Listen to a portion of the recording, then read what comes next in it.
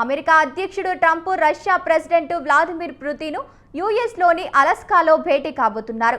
ఈ కీలక సమావేశానికి ముందే పుతిన్ స్ట్రాంగ్ వార్నింగ్ ఇచ్చినట్లు తెలుస్తోంది.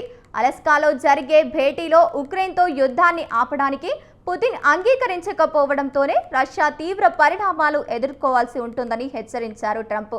అలాస్కా చర్చలు విఫలమైతే రష్యాపై పలు ఆంక్షలు విధిస్తామని స్పష్టం చేశారు.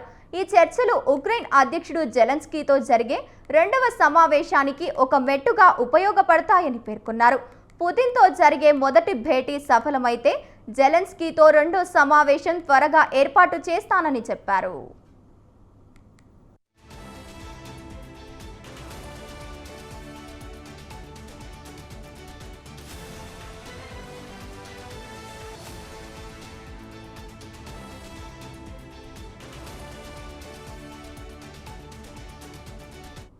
రష్యా ఉక్రెయిన్ యుద్ధం గత అమెరికా అధ్యక్షుడు బైడెన్ పరిపాలనా విధానాలు ఫలితమేనని విమర్శించారు ట్రంప్.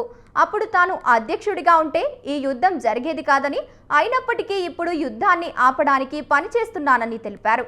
గడిచిన 6 నెలల్లో తాను 5 యుద్ధాలను ఆపానని, అలాగే ఇరాన్ అణు సామర్థ్యాన్ని తుడిచిపెట్టానని పేర్కొన్నారు. అమెరికా చాలా మంది ప్రాణాలను కాపాడగలిగితే అది గొప్ప విషయం అవుతుందన్నారు.